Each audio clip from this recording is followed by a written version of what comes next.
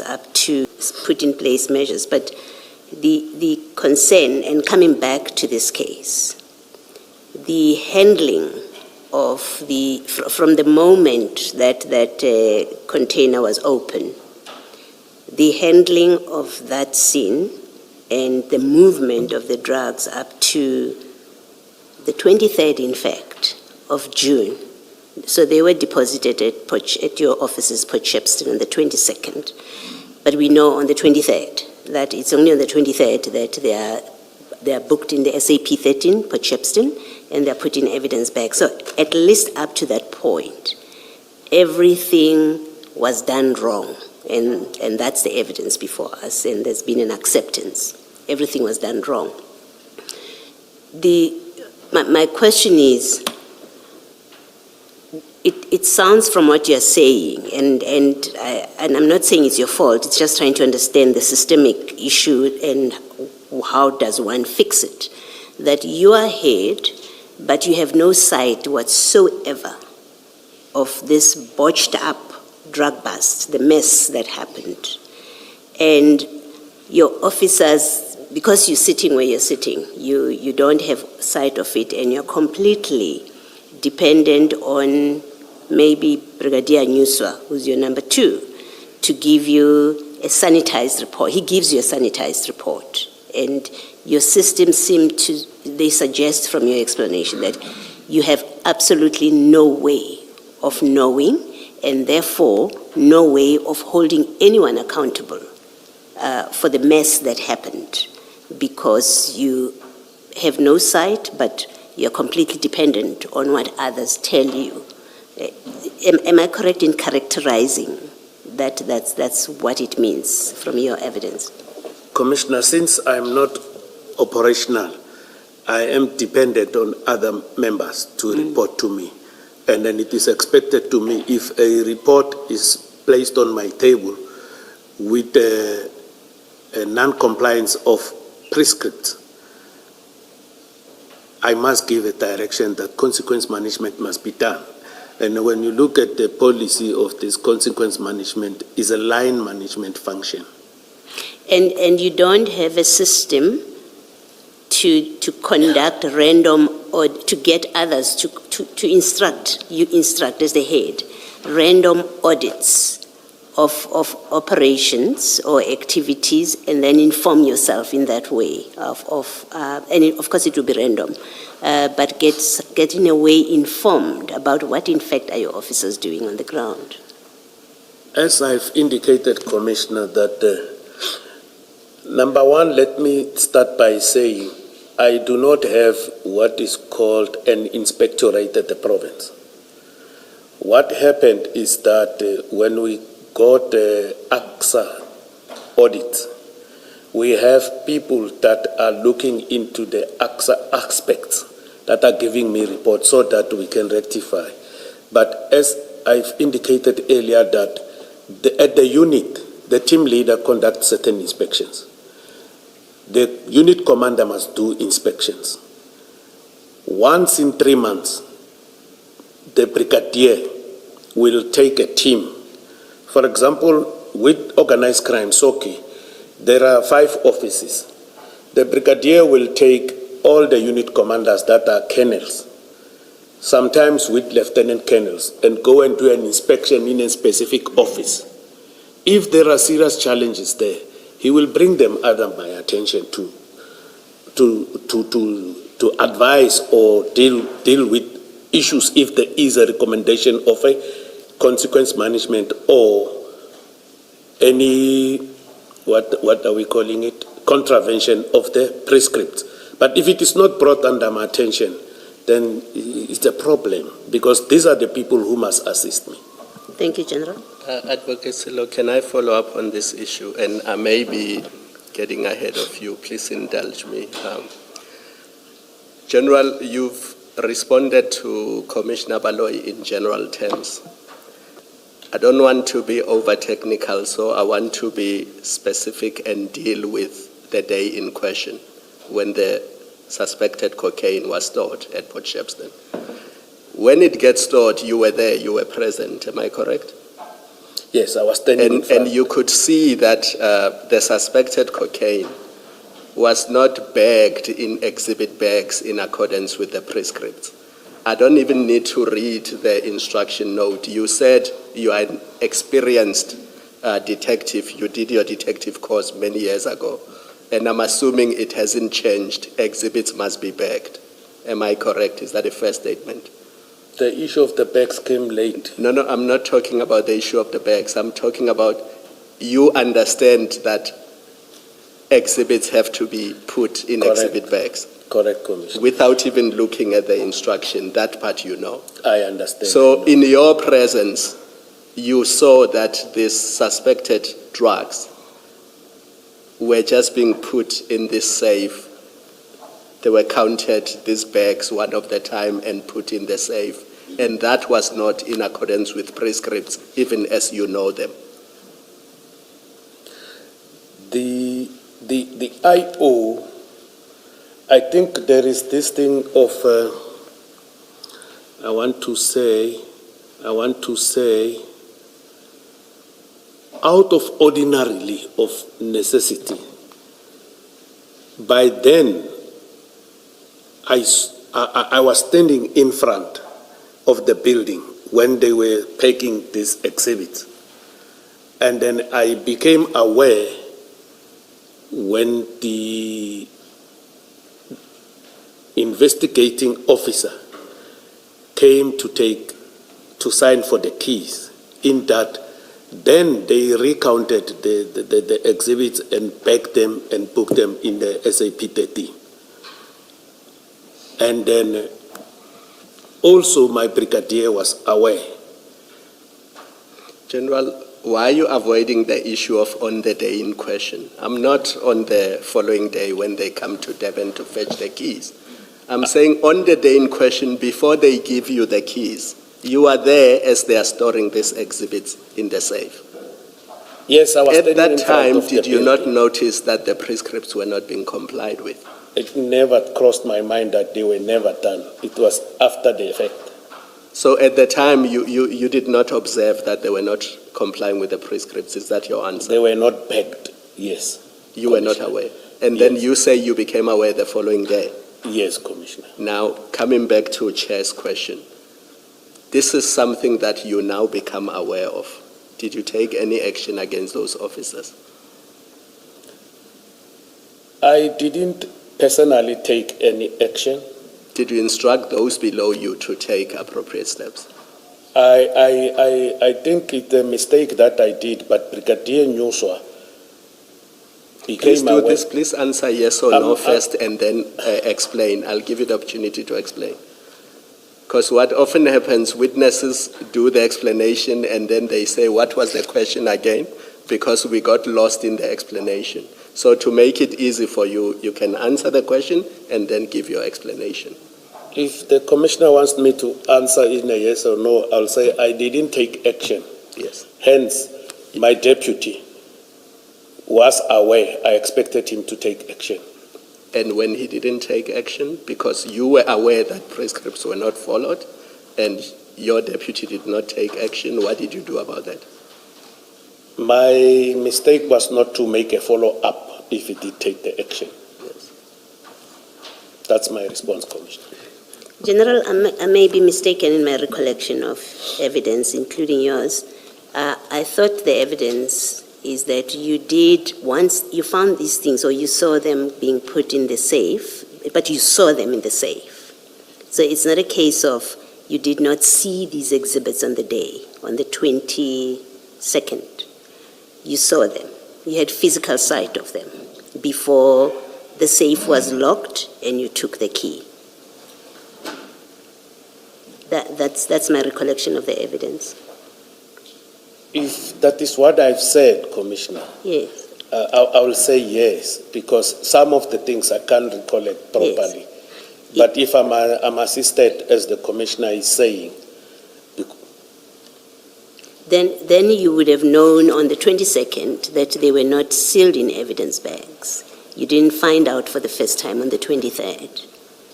You saw them on the 22nd, you saw they were not sealed, The safe was locked, you took the key and you left. That's all on the 22nd.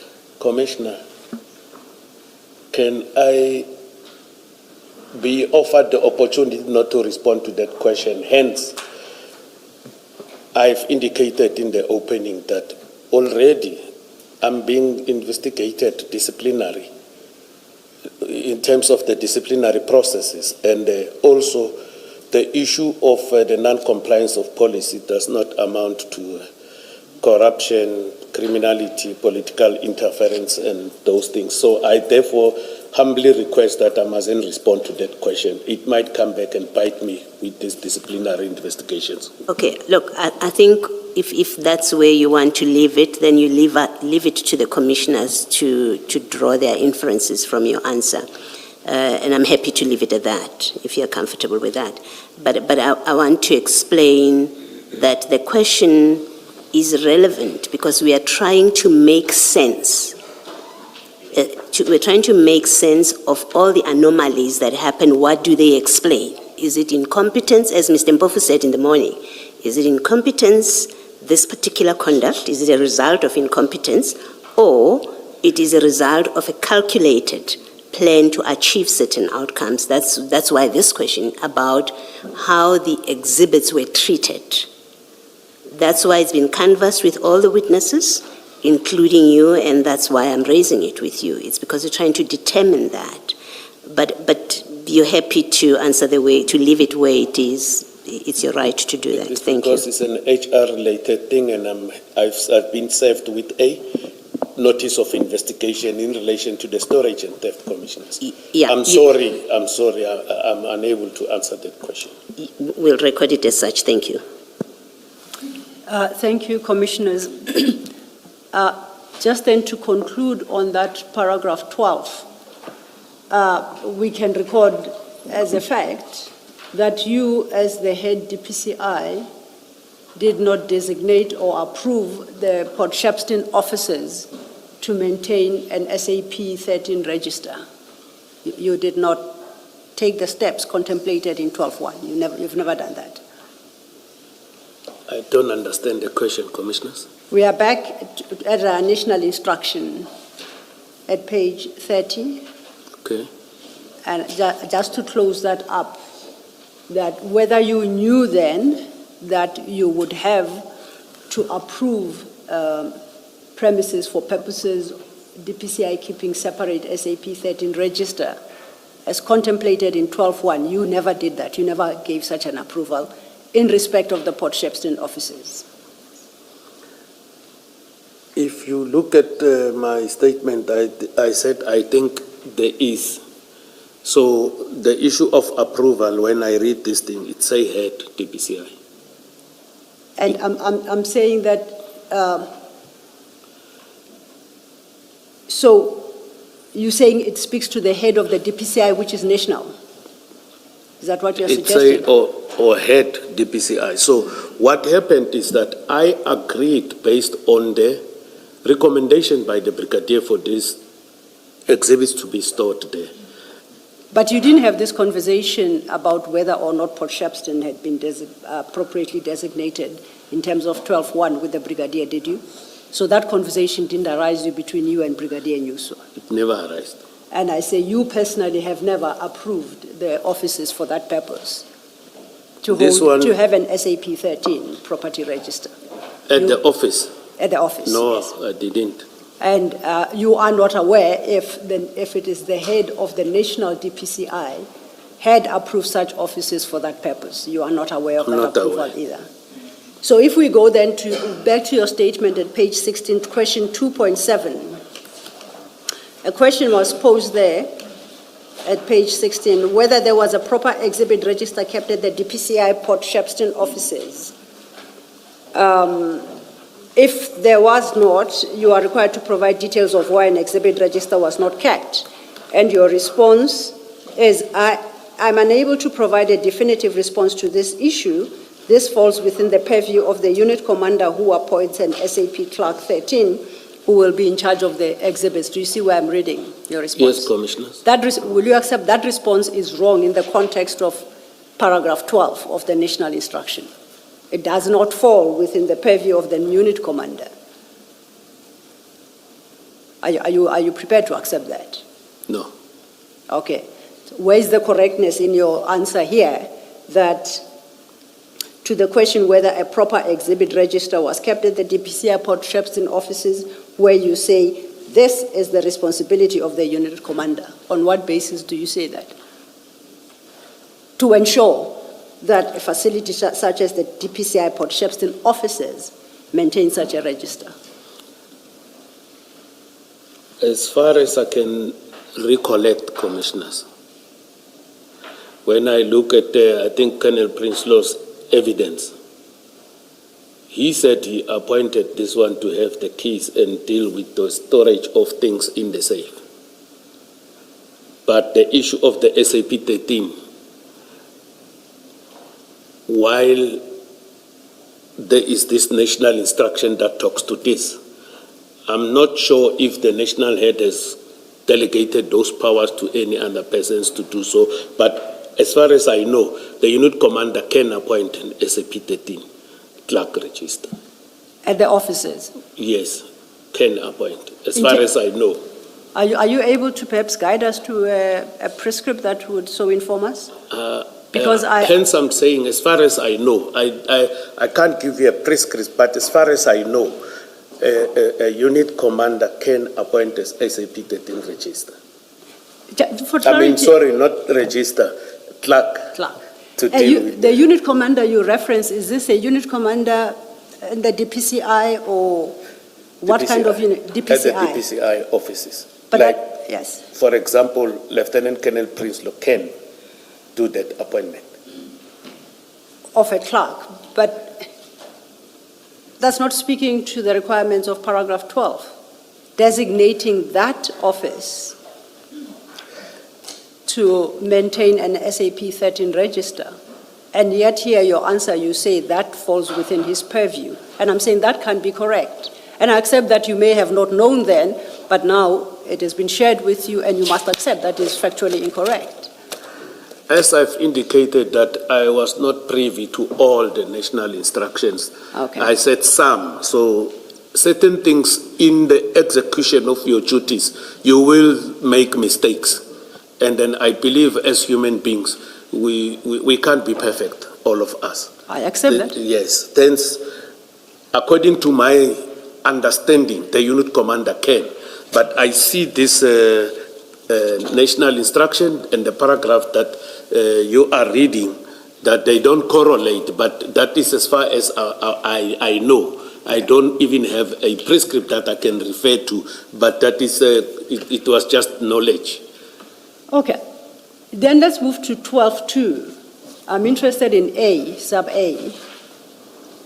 It stipulates that all property and exhibits seized must be entered in the SAP 13 property register of the relevant police station where the crime was committed or where the property was found, and then transferred to the relevant unit and entered into the SAP 13 of the relevant unit. Do you see where I'm reading?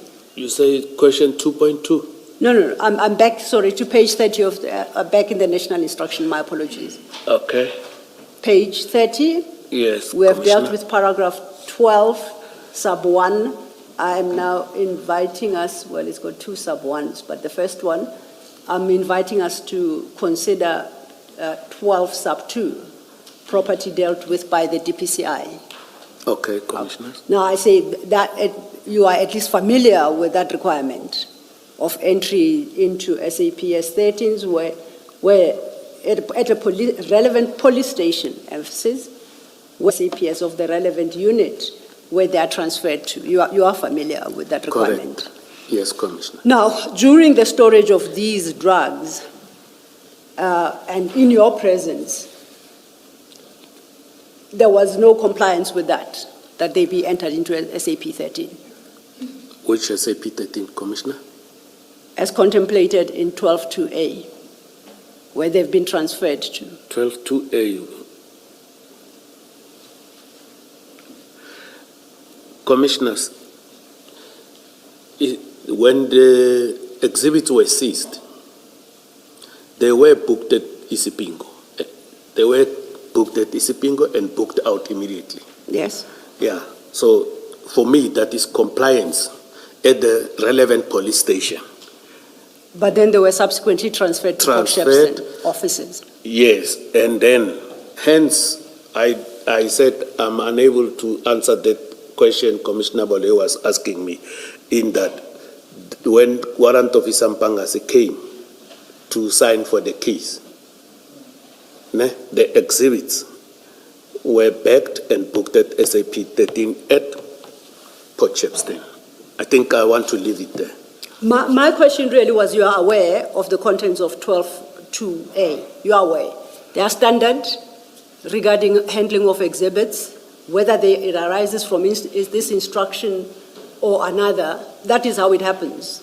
They are transferred from Isipingo to Port Shepstone. They exit the SAP 13 in Isipingo. When they get to Port Shepstone, they have to be recorded in an SAP 13 register. You are aware of that requirement, at the very least. At the very least, I am aware, Okay. but I have already indicated that I don't want to respond too much here as a result of these investigations that I'm being bombarded with, because they use this commission to bring me disciplinary cases. Okay. So would it be fair to conclude then that that particular prescript was flouted, which now we know you are aware of, you have confirmed, was flouted in your presence? You were there when... Say that again, sir? I am unable to answer that. You are unable to answer. Correct, Commissioners.